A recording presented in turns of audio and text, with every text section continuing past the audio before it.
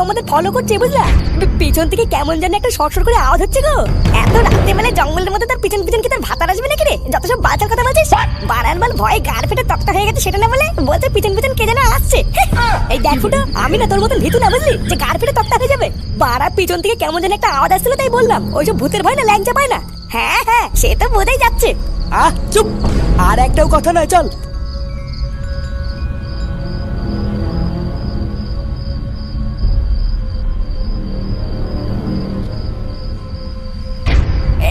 পল্টু, ওই দেখ ওই দেখ, ওই যে লাইট ভূত। দেখেছিস দেখেছিস? আমি তোকে বলেছিলাম না লাইট ভূতটা এই জঙ্গলের দিকে এসেছে। এ বাড়া, তাই তো। এ গুরু, চলো পালাই।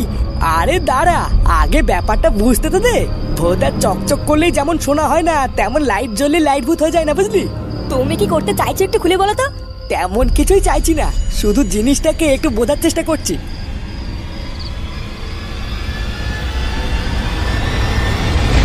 পল্টুদা বেশি কাছে যেও না কিন্তু। এ বাড়া, কি এটা? কি আবার লাইট ভূত? লাইট ভূত? হ্যাঁ ভূত না বাল, এটা কি তা তো আমাকে জানতেই হবে। বোকাচোদা, ওটা কি তা জানে তোর কি হবে? চল চল চল, বাড়ির দিকে চল। তুই চুদাস না, চুপ কর, এটা ধর।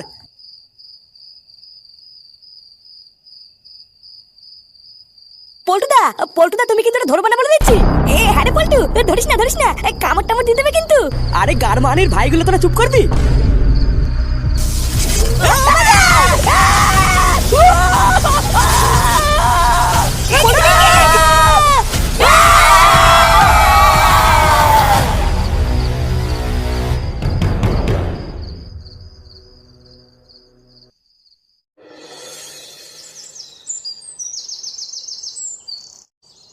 নমস্কার দাদা, আমি হলাম গিয়ে ফুটোর বাবা।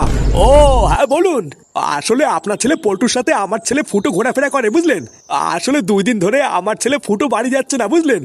তা আপনার ছেলে পল্টুকে একটু ডাকুন না, ওকে একটু জিজ্ঞাসা করে দেখি ফুটো কোথায়। কি বলেন? আপনার ছেলেও 2 দিন ধরে বাড়ি যায়নি? কালকে রাত থেকে তো আমার পল্টুও বাড়ি আসেনি। এইসব কি হচ্ছে বলুন তো? আমি সেই সকাল থেকে ভাবছি ছেলেটা গেল কোথায়, হয়তো কোনো বন্ধুর বাড়িতে আছে। আরে এখন তো দেখছি আপনিও এসে বলছেন আপনার ফুটো বাড়িতে নেই। এইসব কি হচ্ছে? এই দাদু, আমি জানি বাবারা নিজ্ঞার জন্য পিকনিক করতে গেছে। এই পালা দেখে তো কত বড় চোদ না, আমাকে একদম বলেও গেলেন না। আচ্ছা দাদা, ওরা কোনো পিকনিক টিকনিকে যায়নি তো? এই বিষয়ে কি আপনাকে কিছু বলেছে? পিকনিক? না না, আমার পল্টু কোনো পিকনিক করলে তো সবার আগে আমাকে এসেই বলে। তেমন হলে আমাকে বলতো না। এই ছেলেটাকে নিয়ে যে কি জ্বালায় পড়লাম আমি। শোনের বাচ্চাটা সারা জীবন শুধু জ্বালিয়েই গেল। কি জ্বালায় পড়লাম বলুন তো দাদা? ওরা কোথায় যেতে পারে আপনি কি তো জানেন? না, তেমন কিছু জানলে তো আমি খুঁজে আনতাম। আমিও তো তেমন কিছু জানি না। পল্টুদের বাড়িতেও নেই, পিকনিকেও যায়নি। তাহলে শোনের বাচ্চাটা গেল তো গেল কোথায়?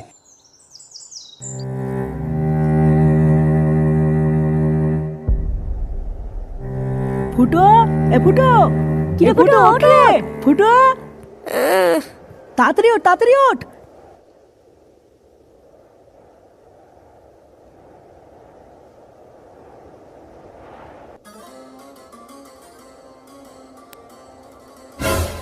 কি মারা, আমি কোথায় আছি?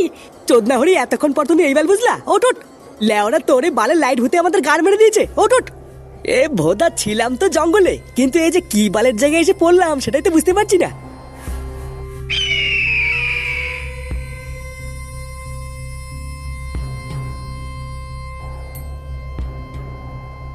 এই রে খানকির ছেলে, পল্টু, তো পুরো মরুভূমি রে।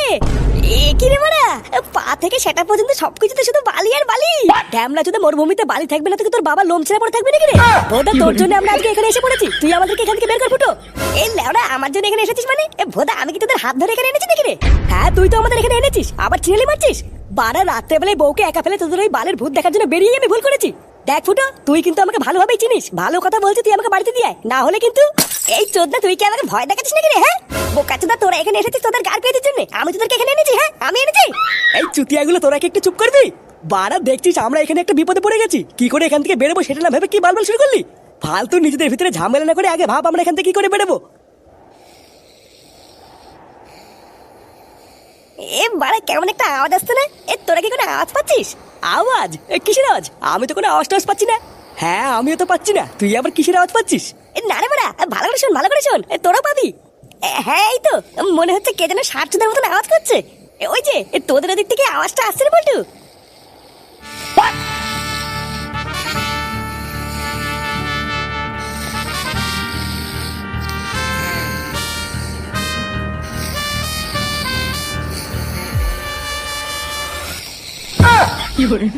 এ কি রে পল্টু?